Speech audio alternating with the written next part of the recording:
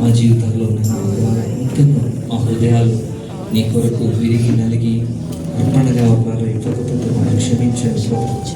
ఇంతవరకు మీరు గొప్ప దేవుడు, తెలిసేదాయ దేవుడు, నీ ప్రజలను మేమని, మా పోషకుడు మీరని ప్రభా కొనియాడ. ప్రభా పరిశుద్ధులైన దేవుడు మీరని కొనియాడ. దేవా ఎంతగా మిమ్మల్ని స్తుతించిన దేవా నీ రుణాన్ని మేము తీర్చుకోలేక వరకు నేను మిమ్మల్ని ఘనత ప్రభావములు నీ పరిశుద్ధమైన నామం మాత్రమే ఆరోపించుకుంటూ ఇస్తూ త్యాగాన్ని మీ పాదాలు సమర్పిస్తున్నాం మా పరమ తండ్రి. చెప్పలు